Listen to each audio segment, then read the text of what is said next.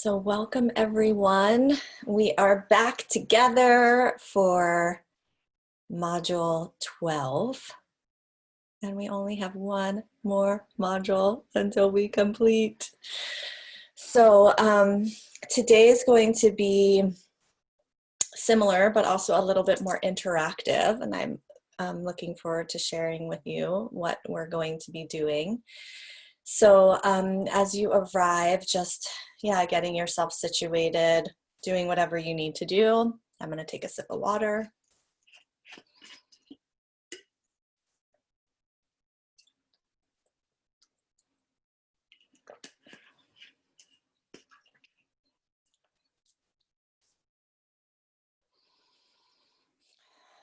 Okay, and so when you're ready, you can close your eyes. Take some nice deep breaths in and out.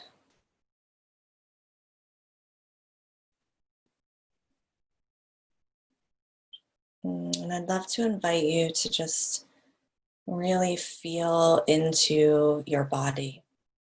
So you can start at your toes and go all the way up to your crown, and really just feeling your physicality, your skin and your bones and your tissues and your muscles and your ligaments as you move up your body. And if you can, hold at both times, also tracking sensations, feelings that are present, energetics. So we'll just take a couple minutes in quiet as you scan and relate to what's happening in your body.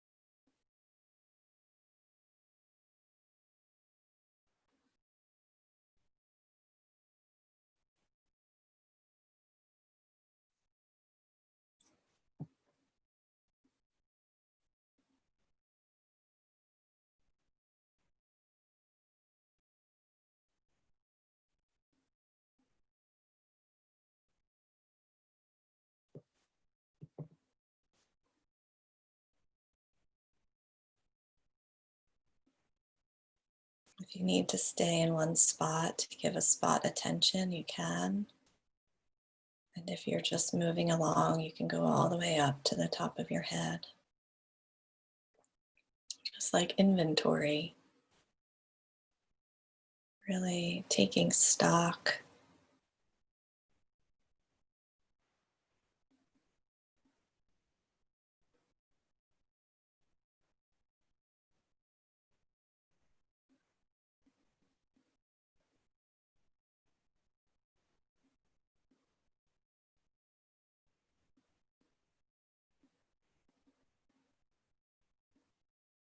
Feeling the energies of the waning moon. As the moon descends, you're given the opportunity to descend into your own self, shadows, light, everything.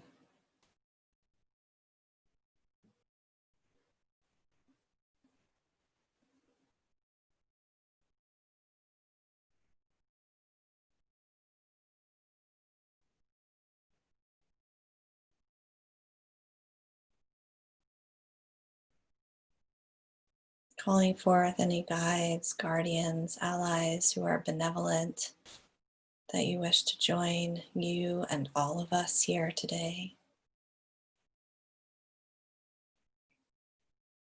Feeling the light fairy beings, the deep protectors.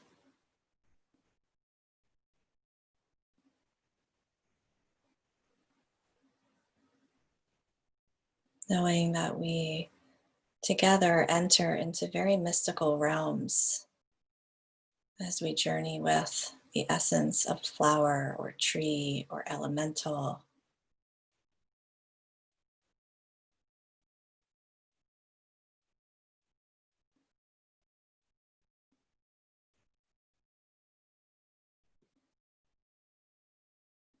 And so may this time serve you greatly and serve our Gaia greatly, so that we are being torch bearers of wholeness on this planet right now.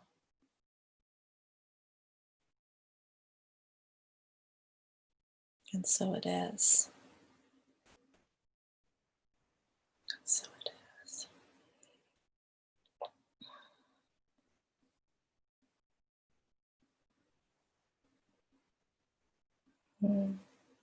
Taking a moment, closing your eye, opening your eyes when you're ready.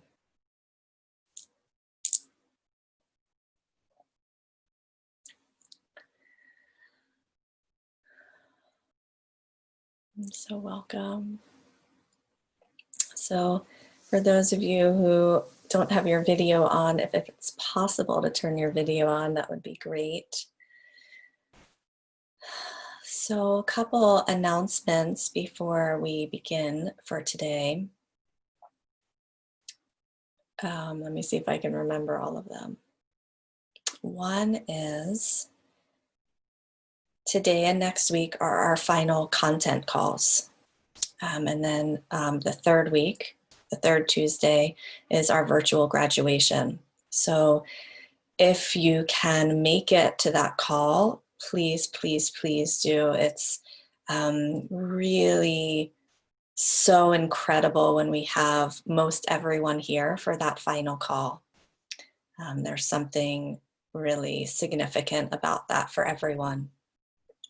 So this week and next week are our final content calls.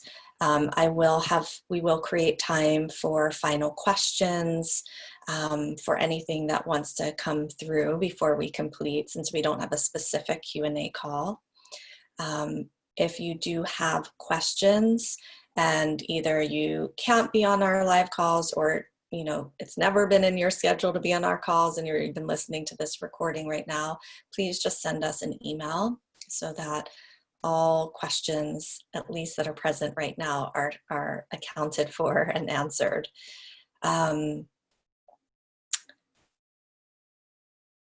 Your sessions with your practitioners are meant to be complete by September 30th. So most of you have already had your third session and final session, but if you haven't, you've had scheduling issues, we don't really want you to lose out on missing that third and final session, because we know how impactful they are. We do ask that you complete them by September 30th, because that has given you more than enough time to have had them all. And then if you wish to continue to work with your practitioner, that's totally up to you. We highly, highly recommend it. And perhaps you've already had those conversations with the woman who's been guiding you. And,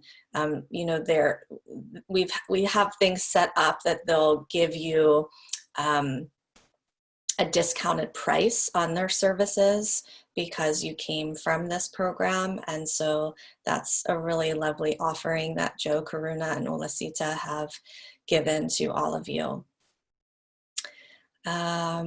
Let's see.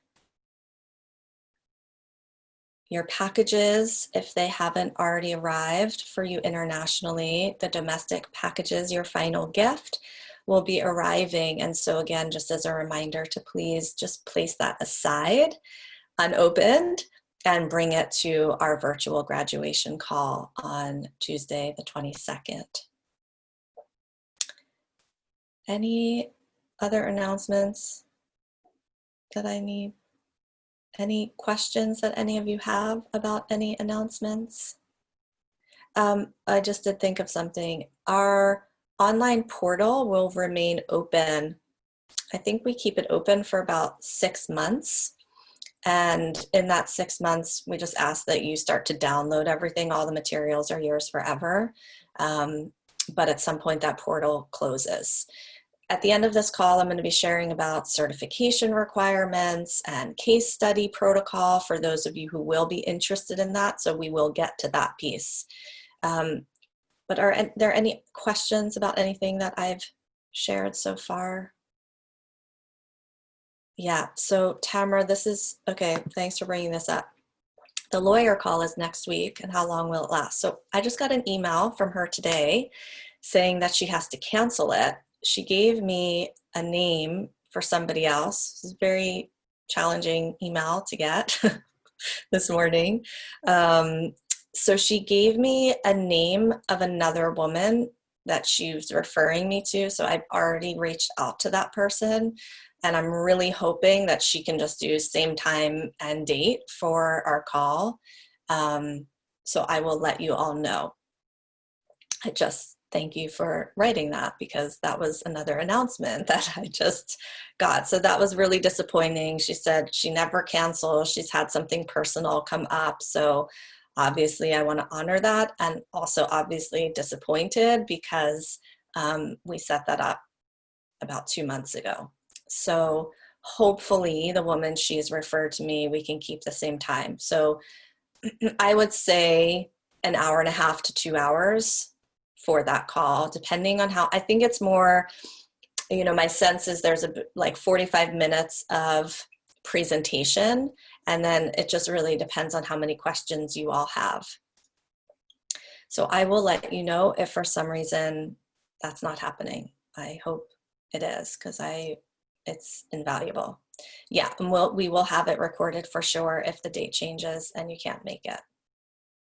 So thanks for your understanding with that. The call is currently scheduled for Thursday, September 17th at 11 a.m. Pacific.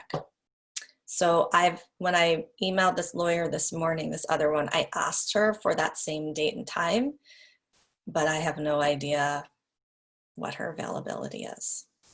I don't know anything about her. So I will let you all know about that. This is the fluidity of life. This is just total life, right? So, okay, anything else?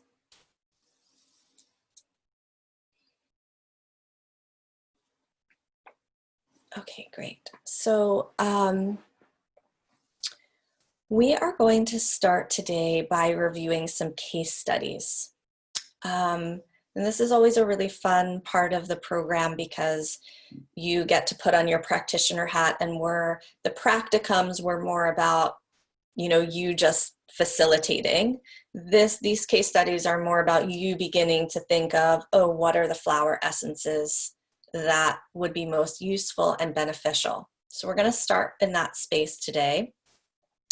And so we have 2 case studies. We're going to do one all together, and then we're going to do one within breakout rooms. So you're going to have some time with a few women to review, and then we're going to come back together and do some sharing around that.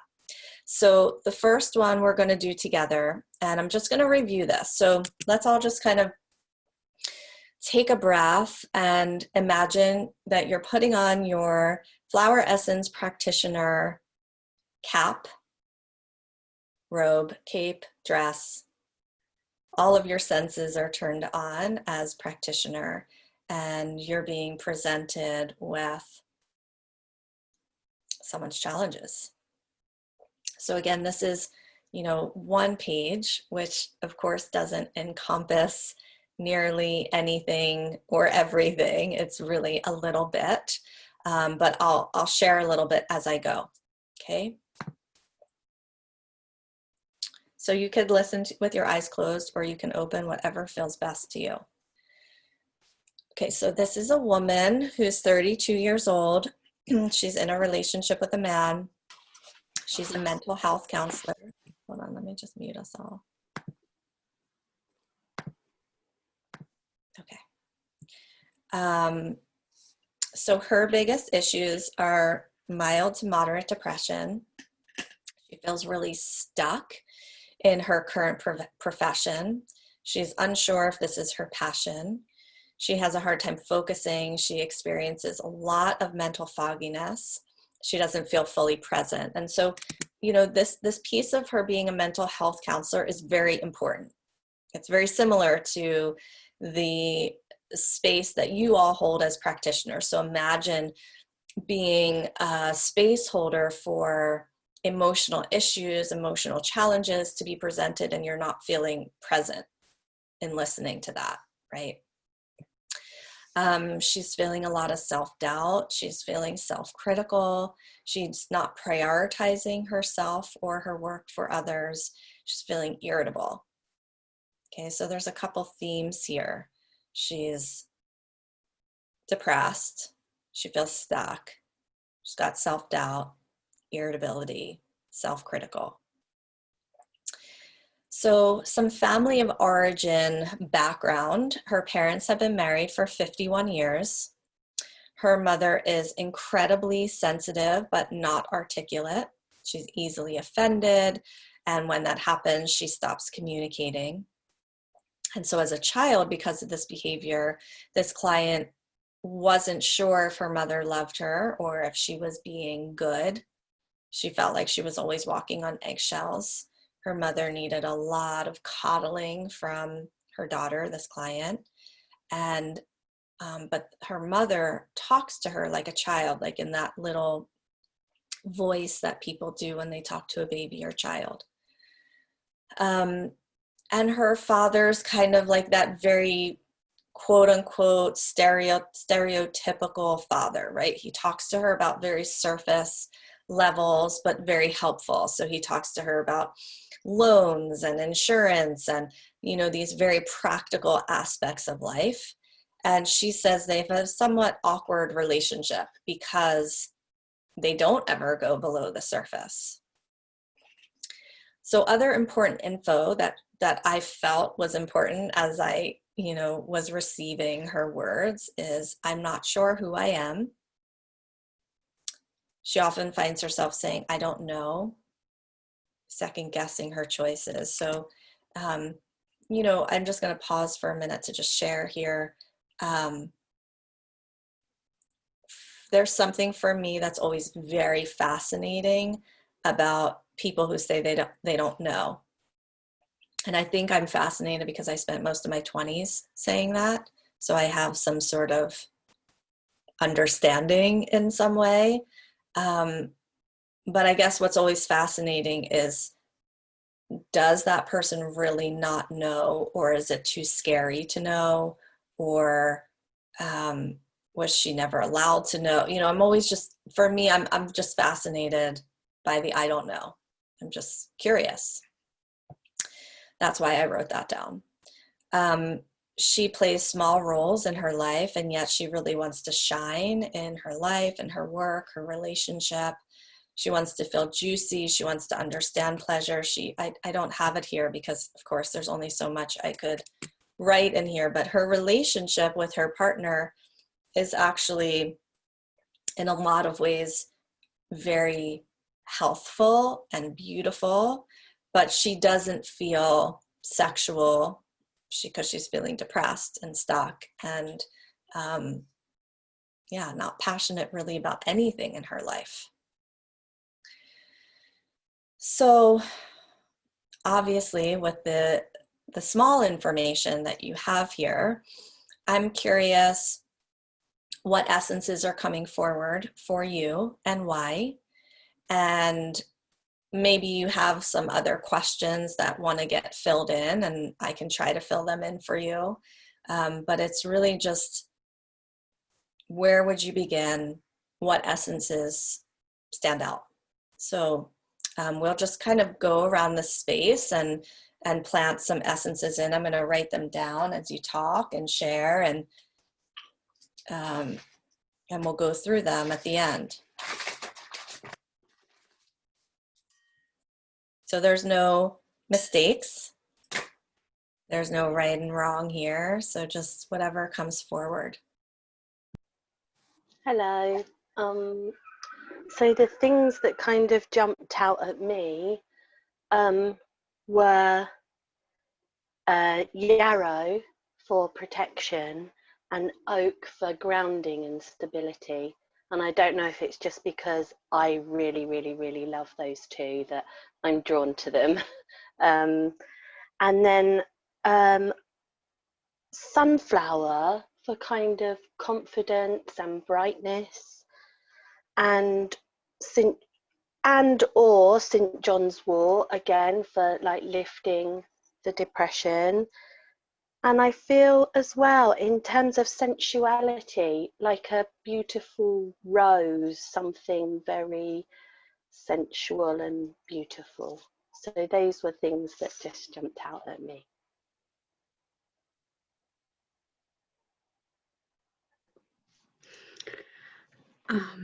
May I go next?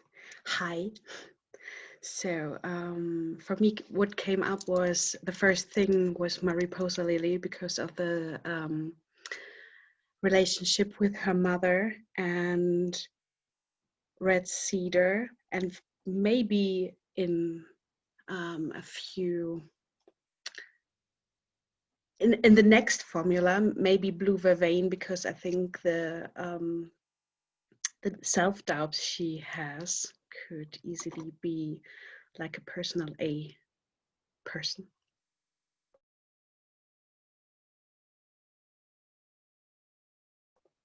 Next.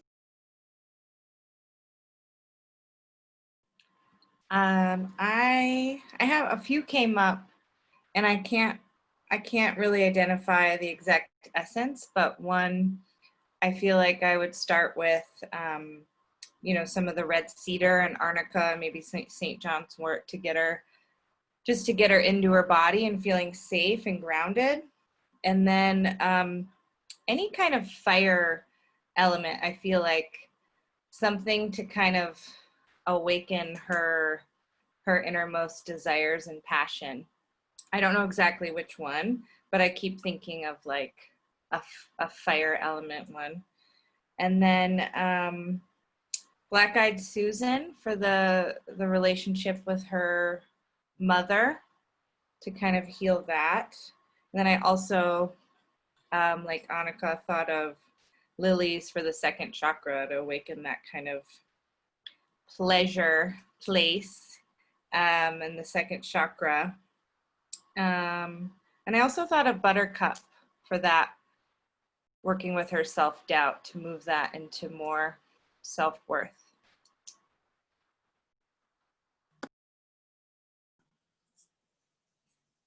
Are you done?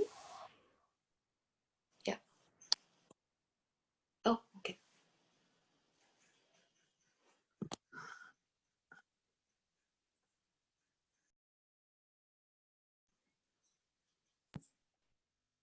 Who should go? I think it's all you, girl. Okay, good. I'm on my phone, so it's a little confusing, and I don't know like who's going, and it's different for me. Okay, so love for all of you, sisters, and I feel like I would totally just focus on grounding and helping her be in her body. So the essences that come to me are all like tree essences, like red cedar and oak. And I also thought of eucalyptus in the sense of, you know, just to help her connect with the breath. And St. John's wort to just help her be more in her body. And definitely some protection. And like elephant ear, I was thinking just to feel like the expansive and the just feeling more able to like relax and be held. And I also felt like I don't feel like it's time to start like stoking up the fires. I feel like that might be naturally lit up as she feels more safe, she feels safer and more grounded. So I just thought like a little bit of jasmine, like to lighten up the formula, would be very sweet.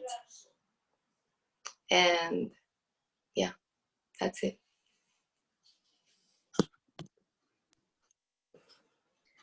I wrote mine in the chat box, but I can speak them. Oh, you got them? Okay, great.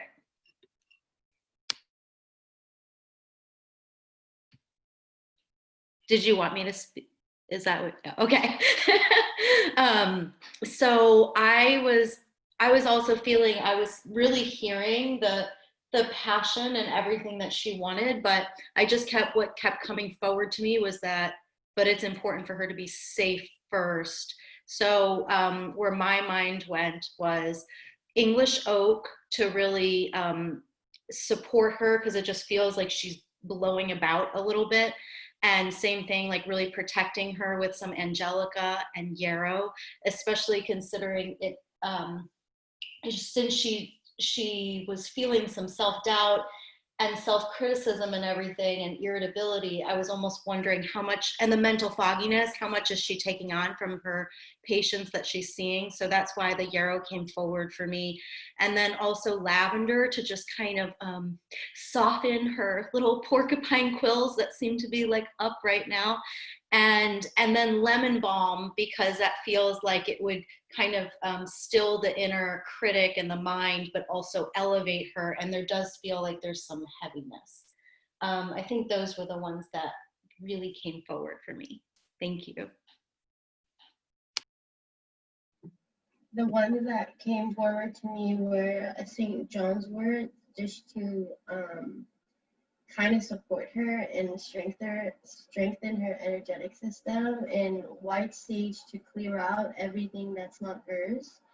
Lemon balm came forward just because to calm her nervous system as well. I was torn about lavender, so I just I was like, I'll figure it out later. But I would definitely include some bottle brush in it, just to like brush away the heaviness and the depression.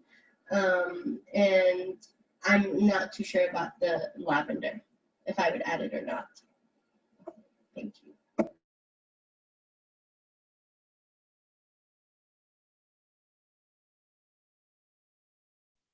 How about one more?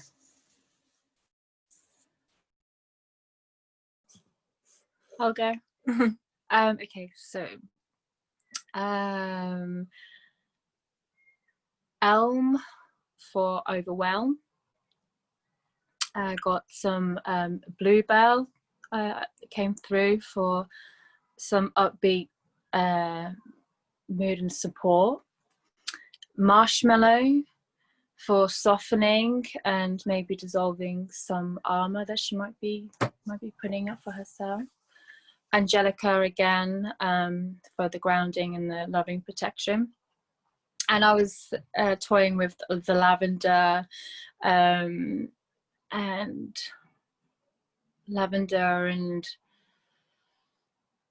lemon balm or yellow. I like all of those ones, so I'm not quite sure. So the lavenders that come off of like anxiety, that I feel like she's probably getting a lot of with everything that's going on. But then, you know, lemon balm for the kind of, you know, more sort of inward softening and calming of the mind. So that was my thought. Thank you. Thank you all so much. So, my goodness, these are great essences. And, you know, the beauty of doing this kind of practice is seeing obviously what comes forth for each of you, but really that there isn't a right and wrong. So like some of you are putting together a formula. So like we'll just use Claire.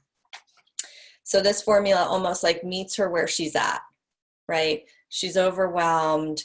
Her mind's going, like she's just, this formula is like, okay, let's just meet her where she is right now and see what can happen.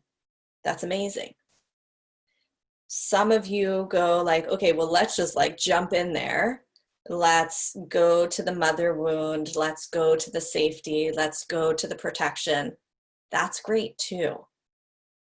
So I know that sometimes that can feel overwhelming, that like there's many different avenues, but it's actually really liberating, because what that means is that there is no right and wrong, right? You don't have to be absolutely perfect. And what's so beautiful about flower essences is that most of the time, wherever you start, you're going to end up in a deep process no matter what, right? So you could also give her one essence that's for, you know, kind of all of these deeper wounds that are now impacting and creating her current lifestyle and circumstances, with an additional remedy for her mind, right? So for example, in Gaia's wisdom, we have a lot of different formulas. That anxiety formula, or the energetic clearing formula, or the energetic protection formula, you could buy a bunch to then give to clients as additional remedies to their month-long remedies. That's really nice because they have something to take kind of in the moment for whatever it is. So you can always get creative. The thing about this person's story, and again, this is a flat sheet of paper, you're not seeing her depths and her life. When you grow up with an unemotional father and a mother that you then caretake, it's very, very common to not know who you are. Because how could you? No one was there truly to facilitate you knowing who you are. So when I remember sitting with this woman going, oh, of course, this all makes sense. Of course, you don't know who you are. That's never been a gift that's been given. We kind of think, well, like everyone gets these opportunities, but that's not true. And if you have a mother who, you know, you don't know how she's going to respond depending on her day, there's so much that you kind of contain and keep to self. So it could be, the reason I'm bringing this up is that it could be that once you begin to work on, you know, with the yarrow, separating the relationship and her coming into her own self, that fire just naturally ignites. And it could also mean that you're going to have to give her some fiery essences. So it's just the most amazing process. So Claire, I'm not going to share the formula I gave because I want this really to be all about you all. Because sometimes when you hear that, it kind of gets you out of your own context of your creative process. Because there is no wrong way. And you could start, just like I said, with you stabilizing her, meeting her where she's at. And the next time she's like, whoa, okay, I can go deeper. Or you start with the mother in the first session. So it's important to just trust your process. And I know you're all getting used to that. And it's just a process. So the same with your client is that this is really where I really want you all to remember, this is a healing journey. It's a real healing journey. So we say 3 months, but hopefully, just like all of you, you're going to continue your flower essence journey for much longer than that. There's so many things that come forward. So even if you don't get like, you know, I remember when I was first making formulas going, oh gosh, maybe I should have put that in the formula instead. It's all perfect because it always all circles back at some point. Sometimes it might be in the second session, sometimes it might be in the 7th session. But there's something that's going to come up because we're working with the soul of a plant. meeting the soul of a person. I mean, that's where it's so liberating, is that it frees you up. You're not the one doing the healing, you're the one collecting the information. So for someone like this, it's going to be a bit of a journey, right? Since the beginning of her life, as she remembers, she couldn't fully be expressed. So now in her late 20s, how would that be possible for her to be fully expressed? She doesn't know how to do that. She doesn't know how to do that. She doesn't know how to be who she is. So that's a process that you get to go along with her. And so I'm just speaking that for you all to remember the slowness of it, and going slower than you think you even possibly should. So some of you were looking at the sexuality piece and the this and the this and the this and the this. You want to just kind of hone in. Pick one thing. It's extraordinary what happens with one theme. I mean, obviously there might be multiple themes in the overall theme, but you're not going to make an essence that's going to help her juiciness, knowing who she is, and her mental state. It's like, that would be, well, maybe magical, but you wouldn't get the same results. Just go slow. Just pick one thing. Trust that one thing. Know that the essences are so brilliant and intelligent. They're going to bring forward exactly what the person is ready to release. And sometimes we give essences where, we give it specifically around something, and then they come back a month later and something else has actually arisen. And so there's intelligence in nature. So Laura, absolutely, you can ask a question. Thank you. So my question was around, do you ever give clients ownership over what essences they have, whilst you are the kind of professional and the expert who knows their stuff? If, for example, like I have a much deeper relationship with oak personally than red cedar, so I might choose oak over red cedar. Would you ever kind of talk to a client about what, so say you were thinking, oh, this person needs something for stability and grounding. Would you perhaps say, well, have you got any relationships with these trees, or do you feel drawn more to oak or red cedar? Like, I was just thinking, could you have like some photographs of trees and flowers to see what they feel drawn to? You wouldn't just give them, heaps of photos, but you could give photos of grounding essences, photos of protection essences, and get them to kind of choose. Yeah, I think that could be really beautiful. I think if it's done, like you said, in a way that's not overwhelming. So, for example, like with somebody like this, who's in a real like, oh my gosh, I don't like anything in my life and I don't know what to do, giving her options may be more overwhelming. Yeah, sure. Right? So,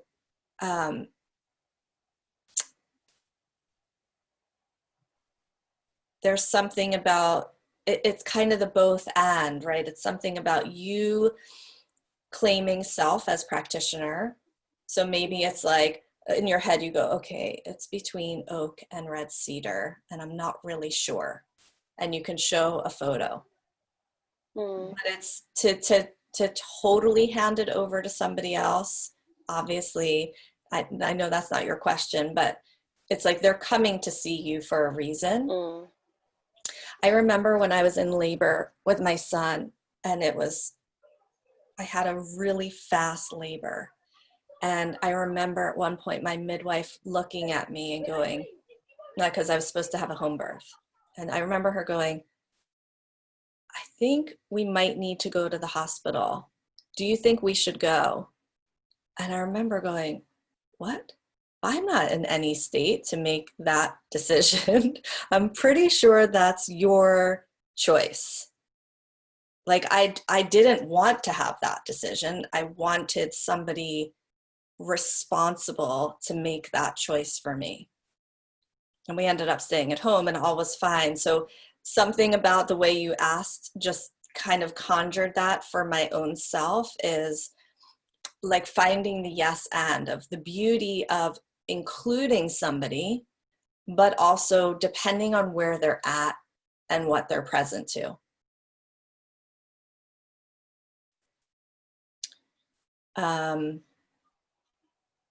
So Natalia, you're asking a really good question here, and it's actually something I did do for her.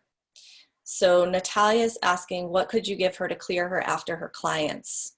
So that was something that I actually did do for her, because I felt like, oh, she's taking on lots of energy because she's in her own emotional processes right now, going, who am I? Where did I come from? What's my fam? Like, she's so deep in her stuff. How could she really hold really strong space for somebody else without, you become porous. You just like, you can't hold the same levels. So I can't remember in this moment if I made her a spray or I made her a remedy that she took internally before clients, after clients, to just build her. And it was all protection essences. I can't remember if I gave her a spray. For some reason, I remember maybe it was maybe the first session I gave her something to take internally. Maybe in the second, I feel like I remember her making a spray based on some suggestions I gave her. So yeah, that's very insightful. And yes, right? It's just like, how can she hold her capacity?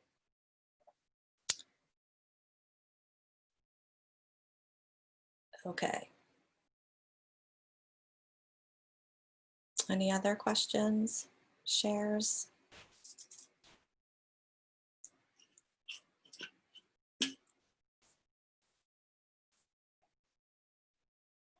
Okay. So what we're going to do now is we're going to go in groups. I'm going to go over this first client with you. The second client case study. And when you go into your groups, you're each going to be given a couple minutes to share what you would create in a formula and why. Okay. All right. So the second case study, hold on, I just got very hot all of a sudden. Okay. So this is a woman, female, 36 years old, just broke up with her fiance. She's a health coach. She's a nutritionist. So she came to me kind of as a, okay, I'll try you. You're my last resort kind of thing. So much shock, so much trauma from this very dramatic end of a 4-year relationship as they were literally planning their wedding. Betrayal, feeling immense loneliness, and all of a sudden having responsibilities to pay all of the rent and all of the things that they had been sharing financially. So her parents divorced when she was 2. She's close with her mother. Sometimes her mother acts very childlike. Her mother never remarried. Her father's remarried. He has had 3 more children. Her stepmother is very dominating, tends to prioritize her own children with the father over this woman and her sister who came from her mother and father's relationship. Her father is very, very wealthy and can withhold money. And so this was coming up too, especially with a lot of the financial things from literally planning a wedding and having put deposits down, and now feeling like she didn't have enough money to pay her rent, and there was a lot of stuff with her father. She has one older sister from her parents' marriage besides her half-sisters and brother, and her older sister is married and has 2 children, so she's an aunt. She loves those kids. So some important information: she's a history of being taken care of by men in her life, financially, emotionally. Her fiance took care of the majority of the bills. So again, she's got this heartache, but she has to come up. She kind of like, you know, when you're in grief, she can't fully be in that because now she's got to like pull it together, make money for rent, living expenses, and also the money that they lost from planning this wedding. Her mother suffered a very traumatic brain injury the year before. She's been regaining the majority of her motor skills, but her client, this client who lives in California and her mother in Florida, she's kind of having to go back and forth to caretake her a bit more. So it's very stressful. And she has a challenging time taking responsibility for her own actions in the dissolving of her engagement and relationship. It's very much of a, he did this, he did this. So are there any questions about this before we move into groups?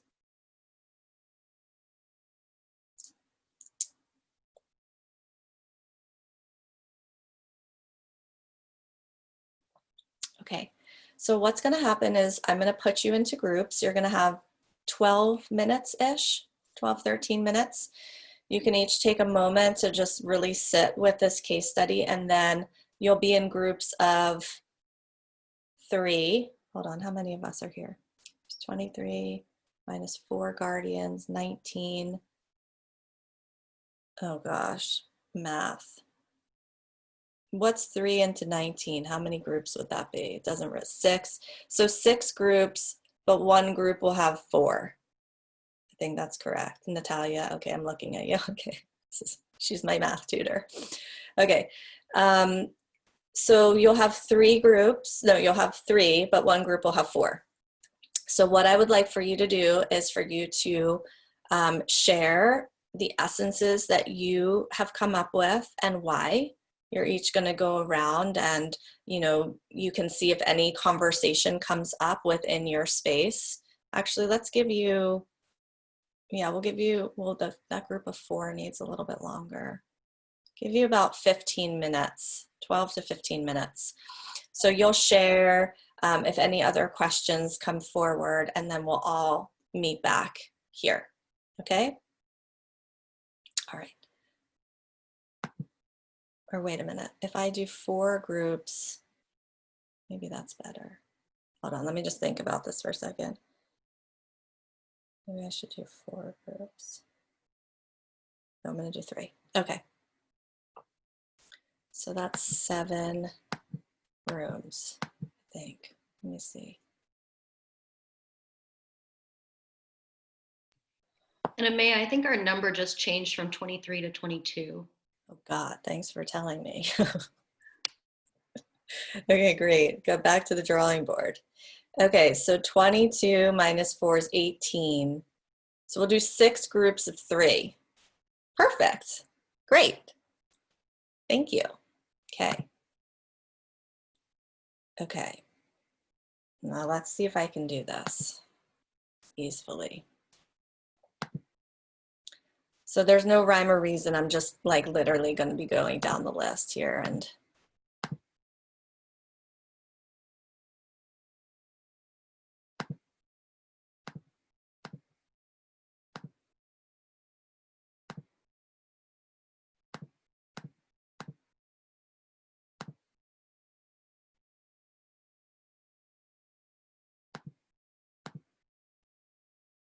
oh yeah, Anna, I know, but I'm not putting the guardians in a group, so I kind of have to do it manually. So thanks for bearing with me.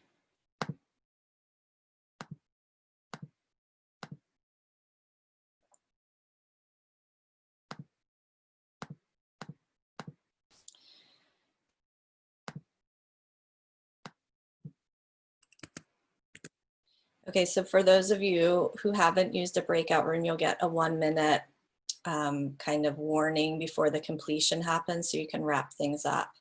So you go in, you'll share the essences, why you shared the essences, and you'll each have a turn. Okay, and then we'll come back here. So we'll see you in about 13 witchy minutes.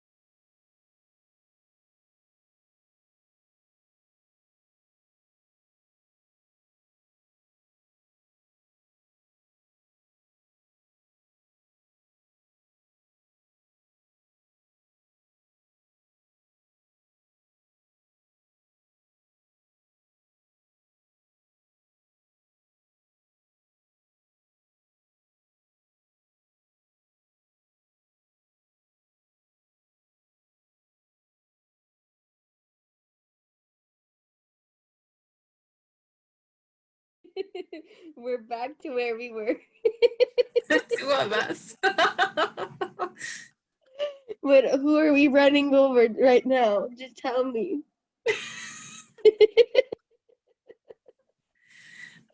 It's literally just the three of us again.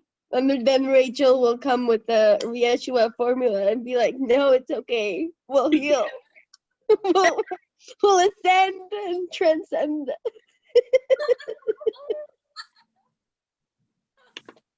So what's happened? Are we not? I think everyone is still in their room. Because I left and then I was sent back in. Oh, really? Back in? Yeah. No, so I think no. Oh. So I'm in breakout room 6 with you two now. Where are we? Well. Okay, sorry. So no. I've been sent back in with you two. So obviously they must have given us more time. Because I was sent out back to here, and then they brought me back. Then I've been sent back in. So you saw Amaya, and then you got here. We didn't see Amaya. We just came here. I just saw Sarah. I was like, oh, hi again. It's us again. Okay, Rachel left us. She left us again. We got out of here. Oh wow. Because if I say twin, it's twin the reunion, so. Rachel, what happened? Should we leave and join the meeting again? Maybe. It just sent me to a room on my own. Again? I know this time I went to a room of my own. It's like I'd been naughty or something. Should we leave and just join the meeting again? I think so, because there's no other option. Yeah, I feel like it. Yeah. Okay. Okay. Let's try that. Okay.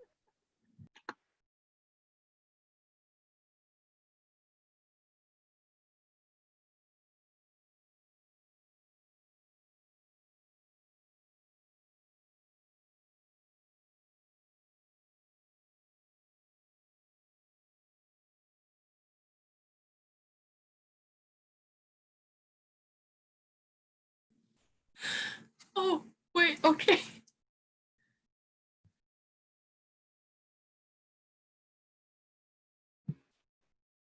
Seems like maybe Seta and Tamra, you were having something happen, and Natalia was, and there was a little bit of some technological realities happening.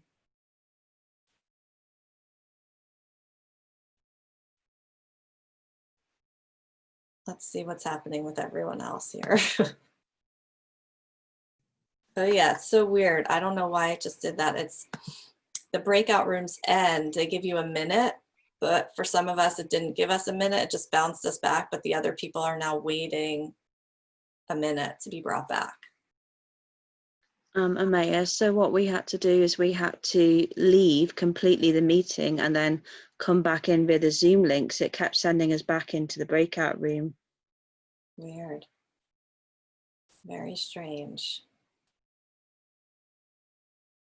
Strange technologies.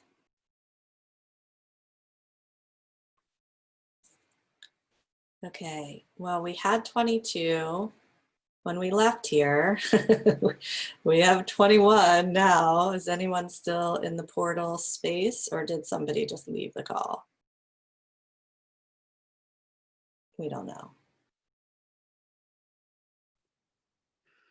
Well, yeah, May I say something? sure. So maybe it's interesting for everyone. So we talked about how to find some essence, and in Germany we have a very big encyclopedia about flower essences, where you can search by the theme of a flower and also the flower as well.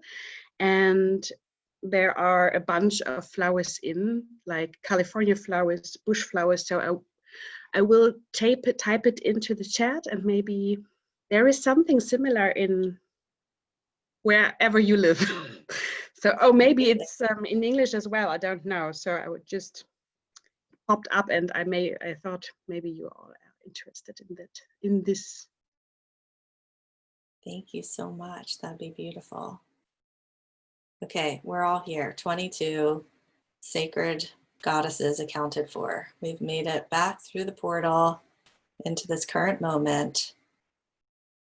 Okay, so some of you had some technological issues, some of you did not, some of you had completion, some of you didn't.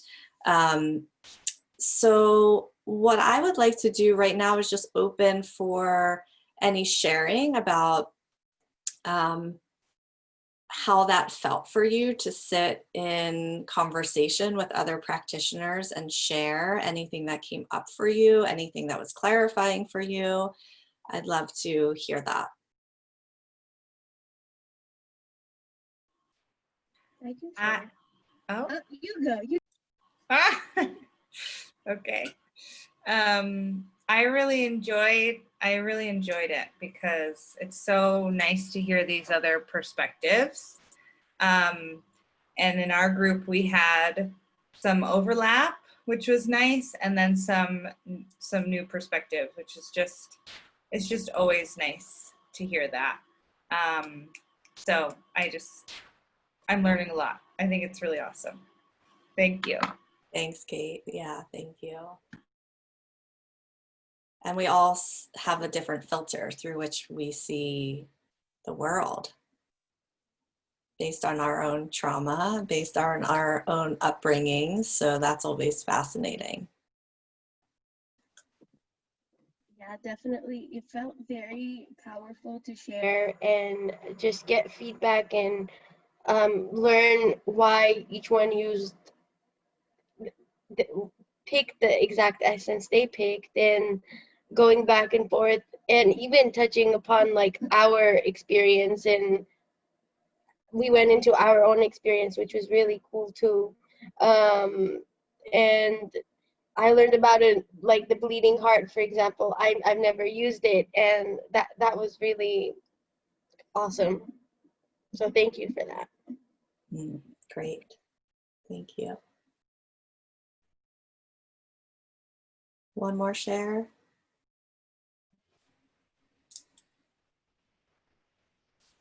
Can I? Yeah. Hi. I think for me, it's I'm so used to always taking control of situations. So trying not to be that person continually, that's something that I'm learning. And so sitting with other women and, you know, actually being able to hold space and not trying to be the one to literally take control. And even if there's like dead silence, like in my head, I wanted to ask questions, but I was like, which I did a little bit. And then it's like, we had computer glitches and it was like, okay, I need to like be comfortable with silence. So. Yeah, that's great. Silence is an edge pusher for sure. So I really hope that you utilize each other when you're practicing. It's really invaluable. When I first became a practitioner, I had a group that I started with, I think there were 3 of us, no, maybe 4 of us total, 3 others besides me. And we would get together a certain amount of time, maybe it was once a month, I can't remember anymore, but we would bring case studies and we would say, here, I'm working with this person, I'm a little stuck here, is there anything I can't see? Is there any way that it was so helpful? We were all new. So it's something we're going to bring into the collective for next year more of, and of course, even if you don't join us, it's like create a little pod for yourself of other practitioners, because it's really helpful when you're just learning. It's really, really helpful. And there always are essences that we're most drawn to, like Laura was mentioning, like she loves oak, you know, it's like, I'm gonna use oak, right? And Seta saying, gosh, I didn't even know about bleeding heart. There's ones that we just, as practitioners, it's like our little crew of plant allies. And so it's nice to be expansive and to go, oh my gosh, I haven't even used that essence. I have that essence. I'm gonna try this now. So it's helpful in so many different ways. Okay, so thank you for that practice. We are going to shift gears. I'm going to talk about a couple things and then end with us kind of circling back with case studies. Okay, so this is page 3 of your manual for this week. It's about guilt. We've talked about guilt a bunch of times in this program. So it's very common that most every client you work with is going to be carrying guilt imprints and behaviors. And some people may not be aware of it. So it's not an emotion imprint that's usually right at the surface, like sadness or anger, frustration, disappointment, grief. It's usually a bit deeper, and pretty much in Judeo-Christian worlds, guilt is going to be present from religion to culture to family. So just kind of know that most everyone carries some layers of guilt, and it shows up really, it may show up right at the surface and may go way so deep that somebody doesn't even know that they're carrying that. So when there's guilt, well, actually guilt exists with the perfectionist, right? I'll feel bad, I'll feel guilty if I don't do this. The caretaker, the good girl. When there's guilt, there's a belief in punishment, self-punishment, pain. There's always good versus bad, which means that there's always victim consciousness. And there's inability to receive, Because if you receive, you're taking from somebody else. And if you're taking from somebody else, then you're hurting someone else, which none of us want to do, right? But we forget that we also get to receive. And that there's actually this beautiful differentiation I remember having at some point on my own emotional journey of like, where did it become either or? You know, where did it become, if I take from somebody else, then it's sort of this, sort of the mentality of winning and losing, right? If I get something, I win, you lose. Or if you get something, you win, I lose. It's this good and bad. But there's an expanded consciousness that what if there's possibilities for both of us to receive? Right? So I get to take care of myself, and in taking care of myself, you get to have an experience. And it may actually be really amazing. I was just on a walk this morning with a friend who was sharing, she's in this very complicated relationship. She's a stepmother, and her husband have a child, and her husband has 3 other children with another woman, his first wife. And her husband pays so much money to the ex-wife, and the ex-wife doesn't work. She's never worked. This man, because of the pandemic specifically, is incredibly stressed financially. The ways that he was making money before are very different, and yet he's still extending $6,000 a month to this woman. His intention is really beautiful. I want to serve her. She's the mother of my children. There's still needs. But it's always interesting because we don't actually know what would happen for this woman if the truth was revealed. Meaning, if he went to her and said, I am incredibly stressed about money right now. Giving you $6,000 a month is incredibly stressful. What are some options we have here, right? Perhaps she gets a job and she's like, oh my gosh, I feel like amazing, and I'm finding myself, and it feels so good to have money and make my own choices independent of my former husband. We have all these ideas of how we're protecting, taking care of somebody that may or may not actually be in the highest good for that person. So guilt is this imprint that keeps us entrained in patterns where we stay in win or lose, victim or savior, rather than a more expansive understanding that everyone has a potentiality to receive, to win. And it's something that I think is really important for each of us here to kind of try on for a little while and see what that feels like.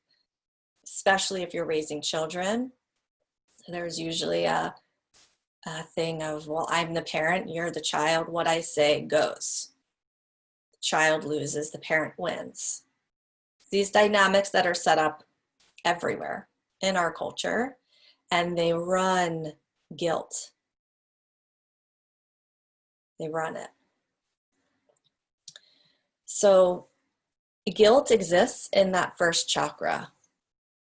There's some sort of betrayal, there's some sort of wound, there's some sort of trauma that creates that guilt imprint that we then act out through a pattern. And so when that guilt is present, that second chakra's ability to take in, just take in pleasure, take in good things, take in, guilt just sort of kind of blobs it up, and the second chakra can't take in, because again, if you take in energy, somebody else loses.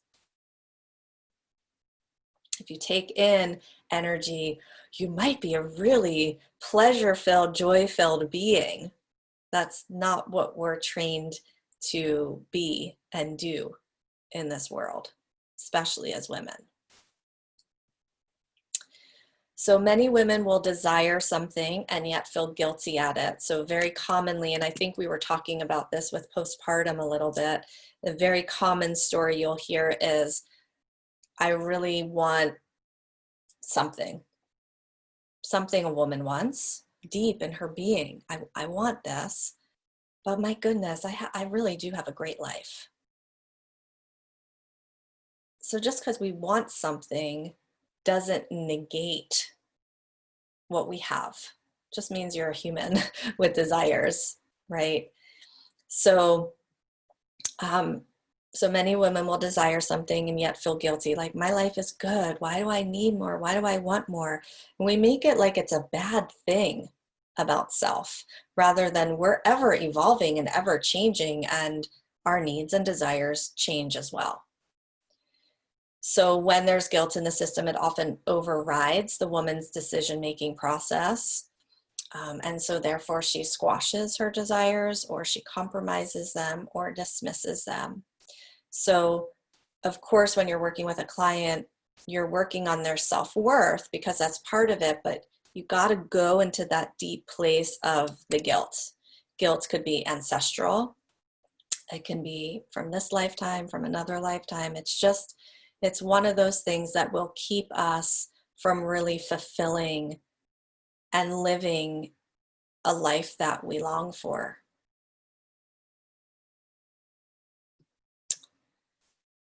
Okay, so healing guilt has a twofold importance to the second chakra.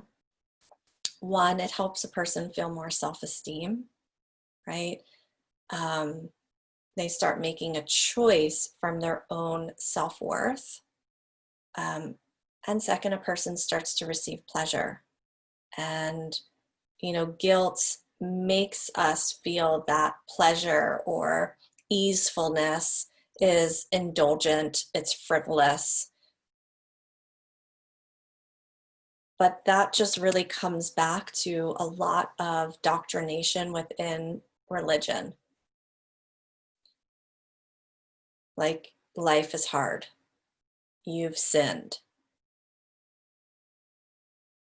We all know here, as we're moving out of those layers, that life is meant to be lived, right? That beautiful Mary Oliver poem of like, what will you do with this one precious life? That always gets me. Like, gosh, life is so fleeting. It is so fleeting. We forget that.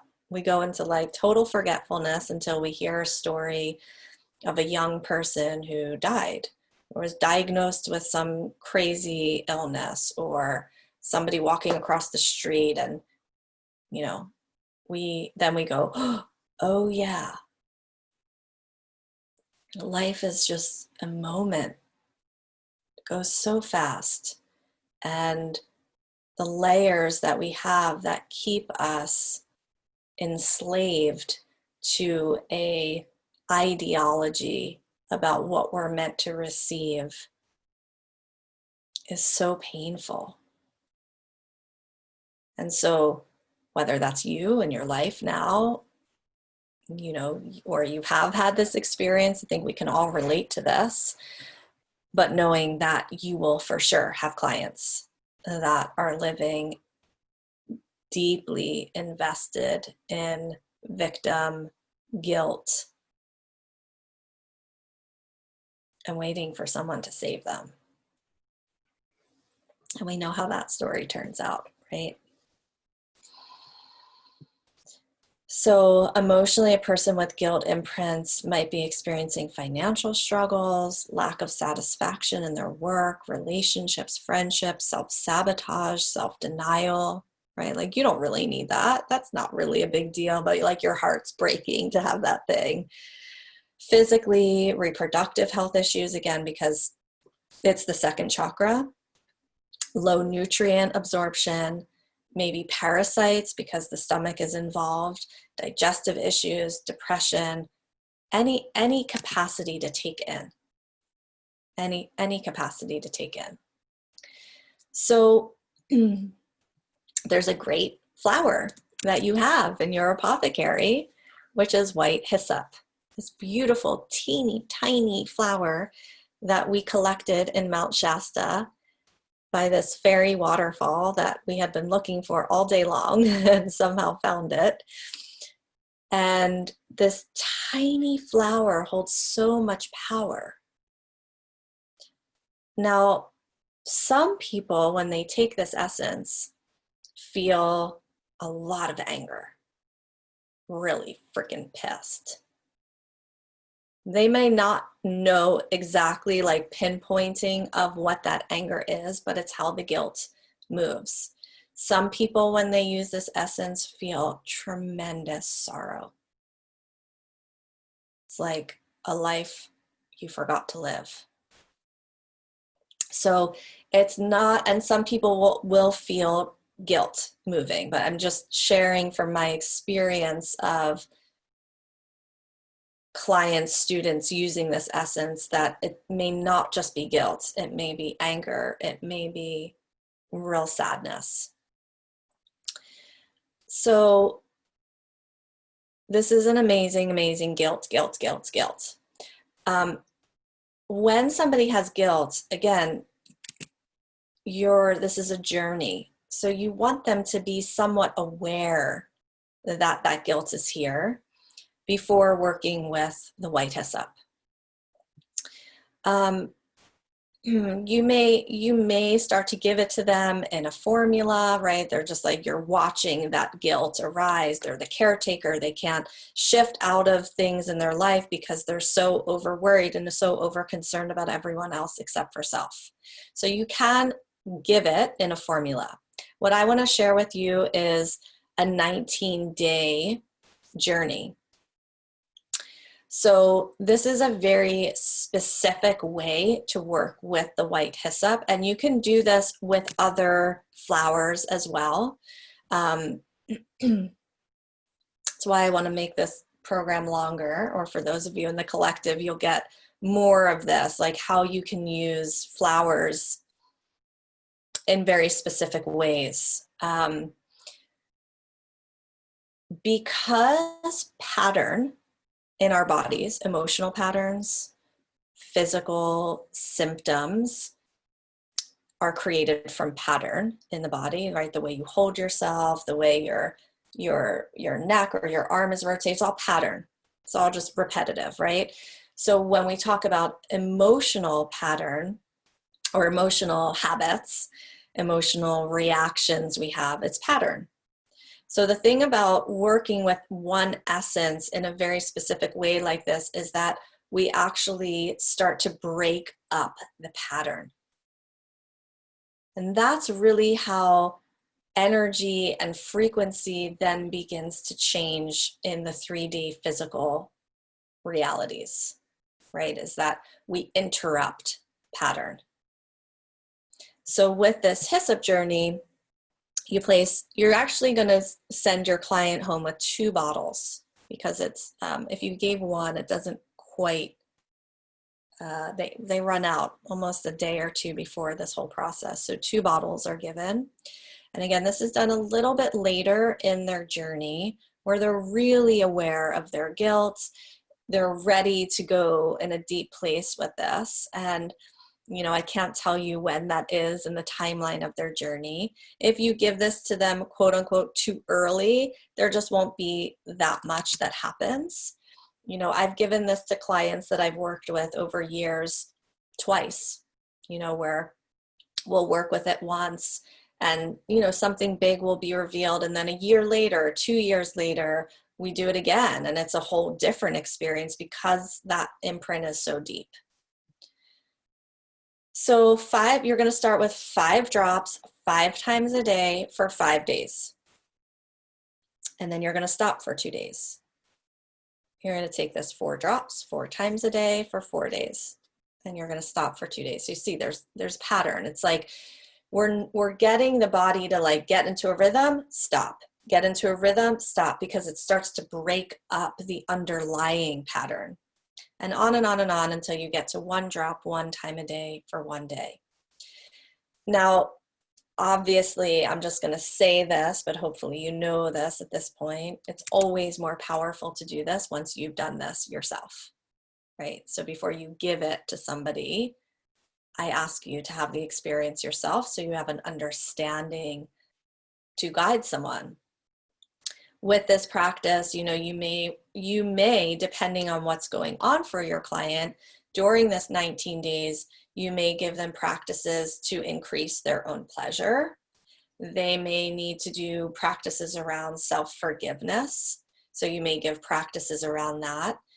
Noticing again, I'm sure you've already been doing it up until this point, but noticing where that guilt comes up, when and why. So this is 19 days of really deeply moving through.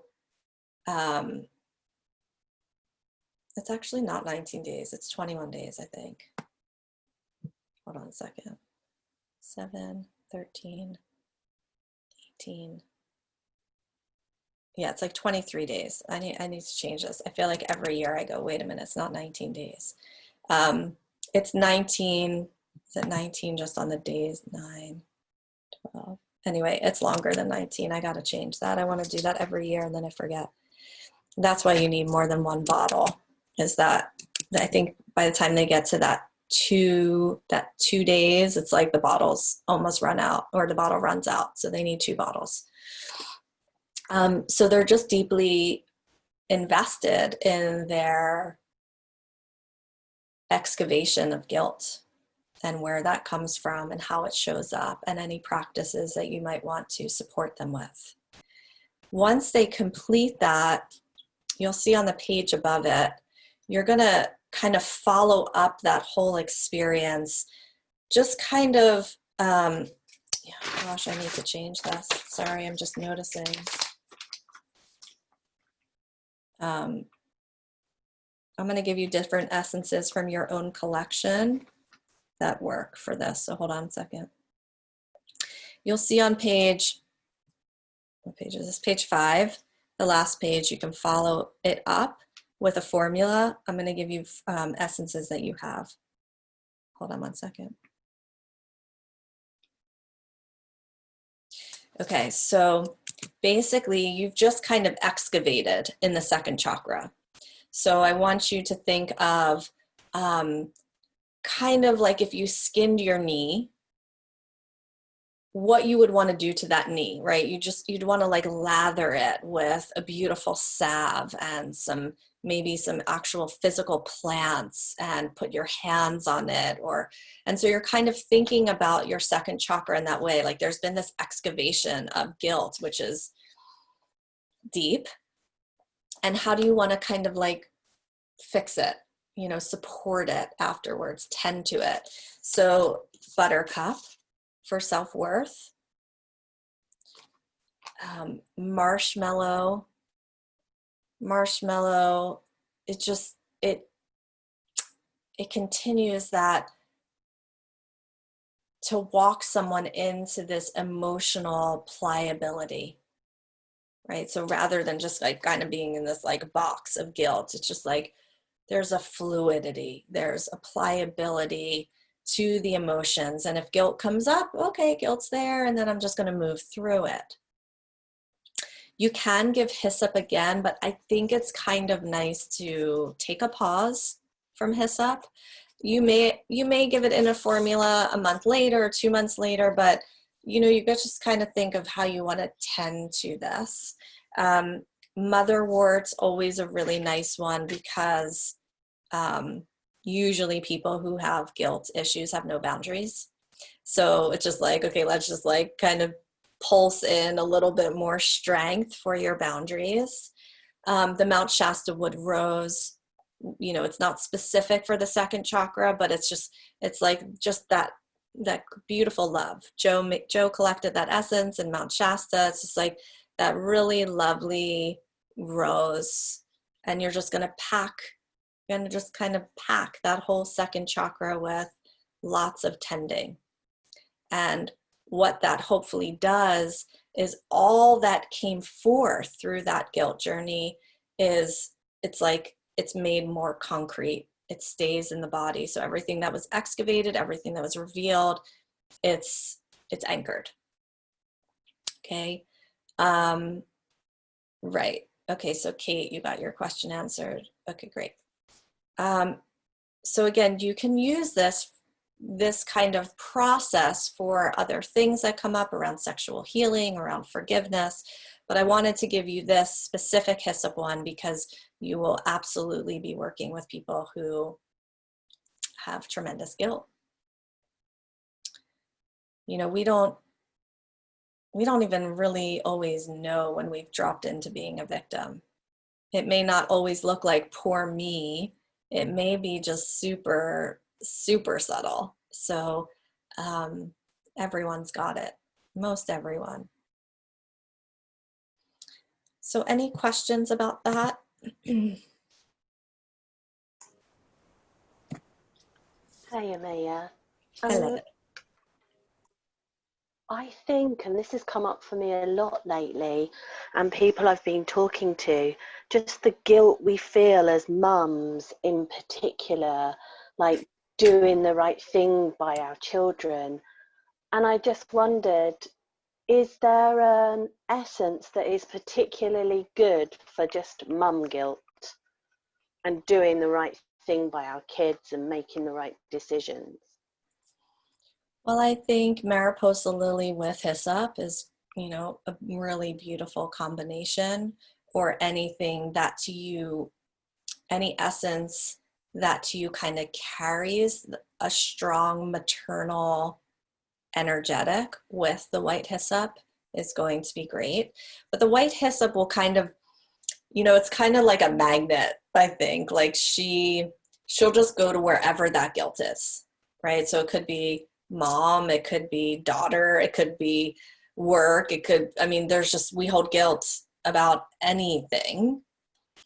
So you could combine them, or you could just leave it solo with the intention of, and also it's like, where did that guilt come from? It could just be from our society, which places, you know, ridiculous ideals onto mothers, but there's also a part of us that makes agreements to those. And where is that coming from? That's either coming from my experience of mother guilt.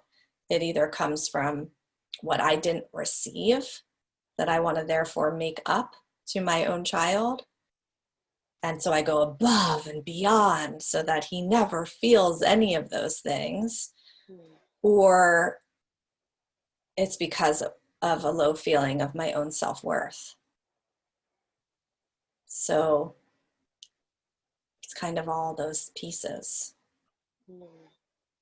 Thank you. Mm-hmm. Amaya, I have a couple of comments. And thank you for your opening with just, you know, our understanding and, you know, just making sure when we're framing something, is it our frame or is it a broader frame? And I have to tell you a funny story because I want to tie something in here. A few years ago, I was in shamanic training, and there's a woman who, her house was flooding, and she'd come to the class, and so our teacher said, well, let's really put our intent on stopping the water. And so I was putting my intent on stopping the water. I get home, and the well water in my house stopped. And my husband's like, what have you been doing? Well, we've been stopping the water, right? And then within a few hours, it corrected itself, but it really showed me, to your point, I know that's a little bit of a different example, how, you know, we affect things so dramatically with our intention and the clarity of our intention as it relates to how we're helping people or what we're doing. And the ramifications can be very different with that. And the other point that I wanted to bring up that has been really lovely for me the past couple of weeks, I think we've all studied the Emoto Japanese guy's work, but I'm reading this book and I'll share it with everyone. And tell me if you've read this before. Oh, Water Codes. Have you read this one? I haven't, but I've seen it and I've wanted to. Okay, everyone should read this because it so relates to flower essences in such a beautiful way. And these scientists are talking about how water is a liquid crystal.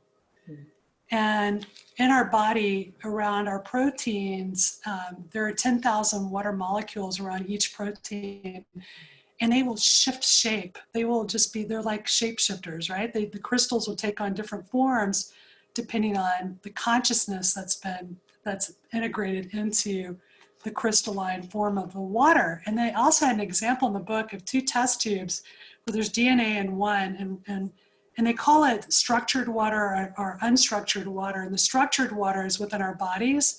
It's also at a sacred site would be structured water and so forth. So with our intention, we can help structure the water. And literally without an intention being placed, the DNA in one test tube next to the other, the DNA went into the other tube. Wow. Through the consciousness of the water. And so I think that's the power of what the how the flower essences are working in such a beautiful way with a little bit of the science behind it and what's being found with these liquid crystals of the water and how consciousness affects it. So I kind of wanted to share that as well because I thought it was really beautiful. It's a wonderful book to read that relates so well to our study and work.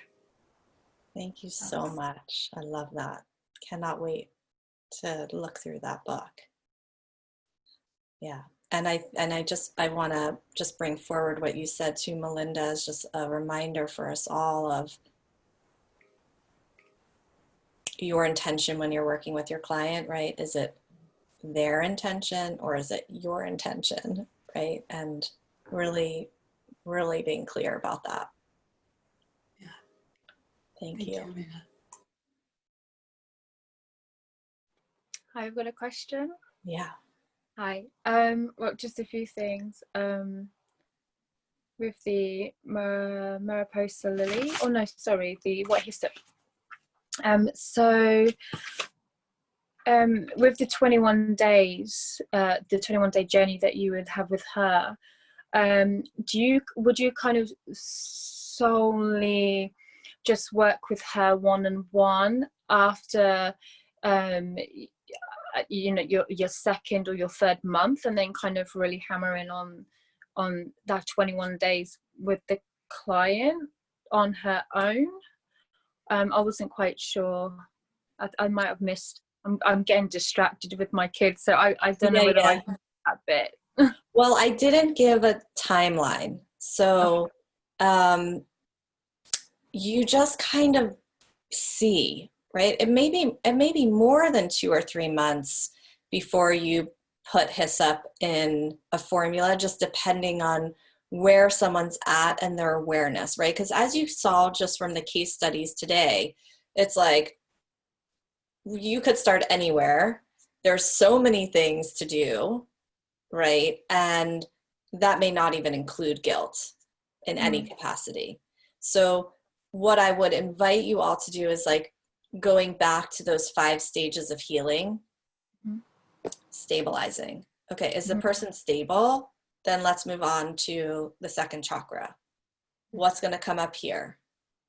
That's going to be such a good, and also, you know, way back when we first started this program, when I was talking about the different elementals that somebody needs, right? So maybe they need to come into their body, or maybe they need to appease the air element because they're overthinking, and you may not even get to guilt because they're so destabilized from years and years and years of unresolved trauma. So there's no timeline.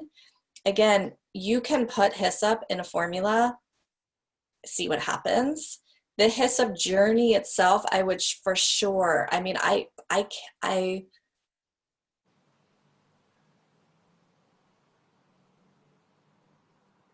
don't think I've ever given it to someone in their first 6 or 8 months of working together.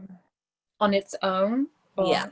All right, okay. That specific hyssop journey, I mean, that's quite intense. It's intense. Somebody's like, okay, I get this client is totally committed.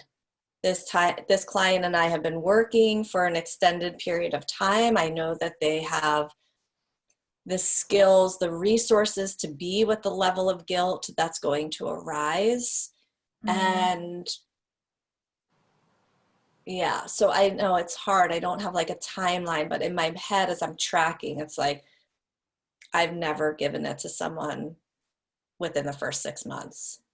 So I kind of guess it's more focusing on if they want to go deep, and if if they'll have the right support or time for themselves to go through this process for like their lifestyle. Will they have time to kind of really sink into that plan and feel all of this without getting overwhelmed? And is it kind of sort of... Yeah, I would also say, to just add one other piece, it's kind of like you're going to work with someone where you're like, I mean, it could be even in the 6th month or 7th month or 8th month where you go, okay, I'm not getting anywhere.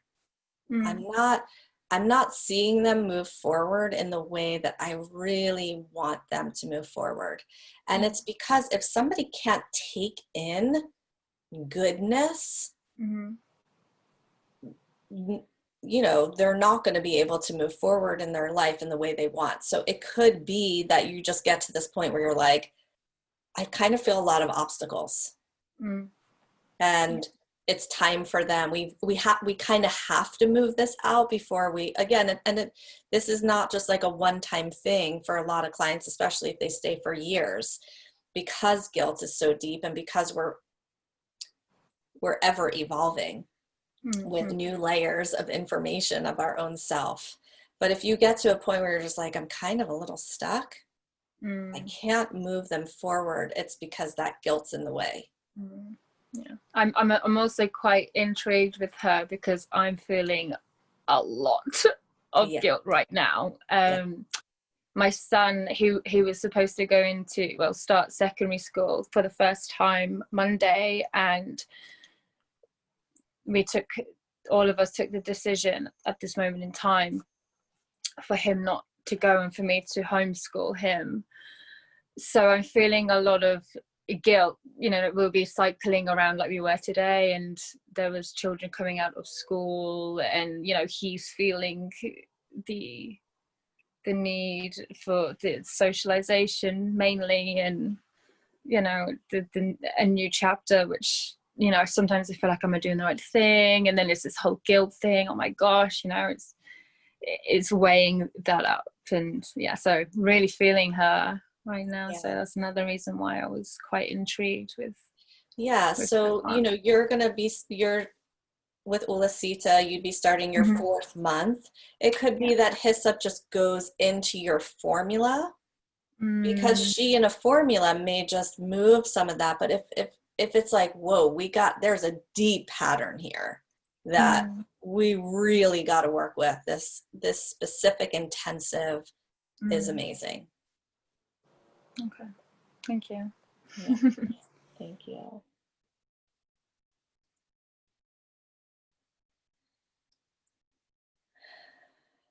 Let's take a deep breath.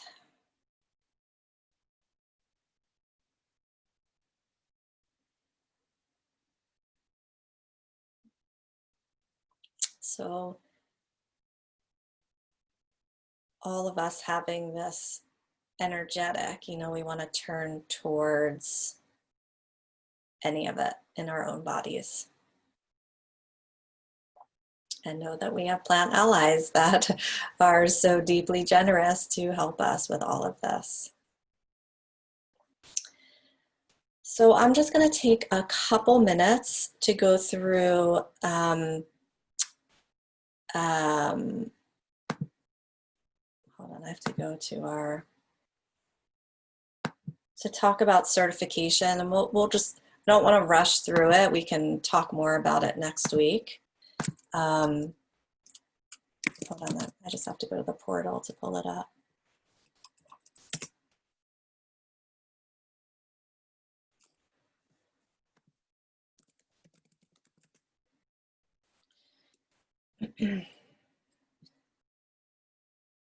Okay, So what I'm going to talk about today is just the case study requirement, the certification requirements. We'll talk about the case study next week. So some of you are going to want to be certified. There's lots of benefits to that we can talk about next week. And some of you don't want to be certified. It's totally fine. There's no guilt layers here for whatever it is that feels resonant for you. You can be a practicing flower essence counselor, therapist, practitioner, whether you're certified or not. If you choose to be certified, I'm just going to go over some of the requirements, and next week we'll talk about some of the benefits and how you would submit your case studies. So there are specific requirements that are both clinical and then are showcasing your partnership with the earth, because we know it's both. So you must complete a plant attunement. You'll need to submit 1 to 2 paragraphs about your experience in the attunement process, what plant you attuned with, what you learned, what you heard, what you felt, any other significant information. Prepare and complete 1 flower essence. So you would want to send a photo of your essencing, right? So taking a photo of that and a detailed description of the medicine of that flower essence that you received. So hopefully you've already kind of completed those first 2 because we did them so long ago. And of course, the more the better that you do on your own, because it just enhances that whole relationship. And then the clinical aspect is 3 client case studies. So within 6 months of completing this program, this is when the certification requirements are due. So we'll give you all those dates. And you'll need to have taken 3 clients. They can be family, they can be friends. Ideally, they're clients that you're receiving money from through 3 monthly cycles, right? So 1 client who goes through 3 months, or however you're going to do it, they need to have 3 sessions with you. So 3 of those. And you're going to submit written summaries for each client for their formulas, and you'll be provided with intake and summary forms. Once these are reviewed, you'll be certified through the Woman Rising Mystery School. We'll send you a certificate and you'll join the collective of continuing education. So I will go through how the case studies need to be written out next week, because it's very specific, and if you don't follow the protocols, we will send them back to you. It takes a lot of time. I've done it every year myself. This may be the first year where Joe, Karuna, and Olasita are part of it. It takes me a lot of time to look through, read through your case studies. I give reflection back with your certificate that comes in the mail. So so I show up fully on my end, and I just ask that you submit them all at once. So not piece by piece, all at once by the time the 6 months is due, and in a very specific format for the case studies. And if they're not, we will ask you to redo them, because it makes it much easier for us on our end. So if you have specific questions about the certification process, and you can be on the call next week, we'll have time to answer. If you're here now or you're listening to the recording and you have specific questions, you won't be on the call, then you can send those in as well. So next week, we're going to talk a little bit more about the difference between flower essence counseling and therapy, which came up on my practicum, and maybe some of you are thinking about that as well. And we're just going to tie up all the pieces, and I'll share more about the certification, and that will be our last content call. So any final questions, shares before we complete? Oh, and Krista, I was just wondering if you got your package. I'm really praying you did. Yes. I've been thinking about you so much. Okay, great. Great, great, great. Okay, well, thank you for another beautiful call. And I will let you all know, hopefully by next week, about the lawyer and that call and what's going to happen. And let's just take a moment to close our eyes and just feeling whatever is present for you.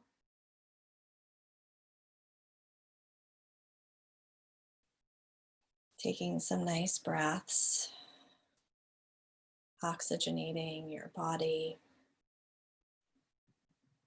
allowing that second chakra to deeply receive.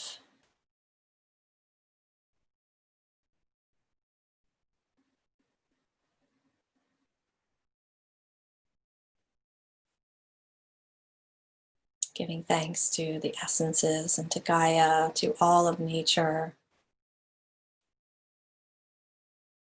and to your own self.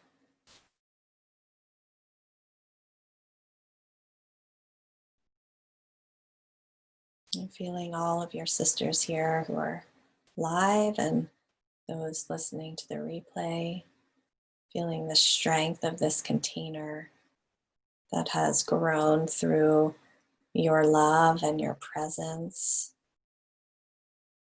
through showing up.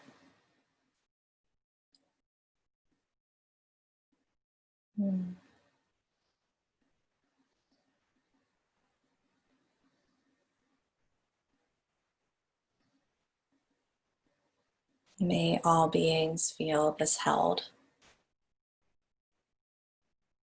May all beings receive both survival needs, emotional needs, and physical needs, along with all the soul that needs. May we share that prayer in this moment.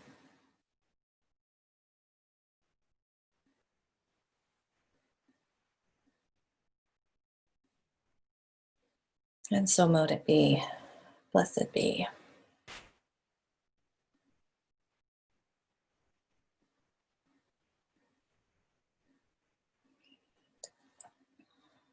Thank you so much, ladies. See you next week. Natalia, there's no more sister call. Oh, do I have a sister call? We do have a sister call. Oh my gosh, we have a sister call. I'm going to be there with all of you. We have a sister call this Thursday. See you there. Yay. Thanks for reminding me.